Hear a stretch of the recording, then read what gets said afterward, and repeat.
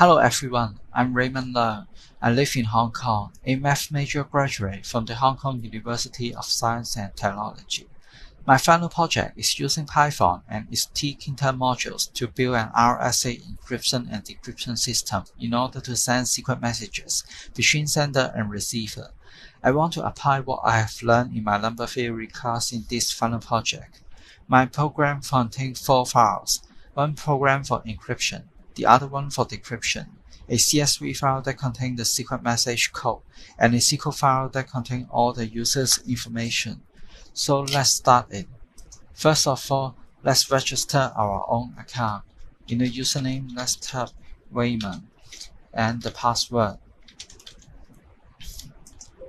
After register our own account, let's see in the SQL file.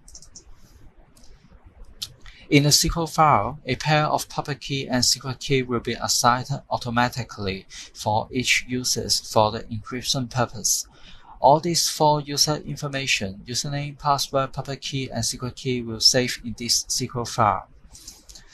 After login as my username Raymond and password, and we need to pick the message receiver, let's say Alice, and type our message in the message box. Let's type I love CS50. And after submission, your message will convert into ASCII code and encrypt it with sender secret key and receiver public key using the RSA algorithm. The encrypted message will save in a CSV file. For the receiver Alice, first log in the Alice account in the decryption system, Alice, with the password. Then, after login, you need to pick your message sender. You can only decrypt the message correctly if you are the correct receiver and you know who sent the message to you.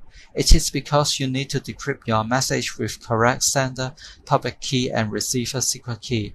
Otherwise, like I select Bob here and press decrypt it, you can't obtain the original message. And if I select the correct sender Raymond and decrypt it, you can see the correct message. And that's it. Thanks for watching. This is CS50 final project.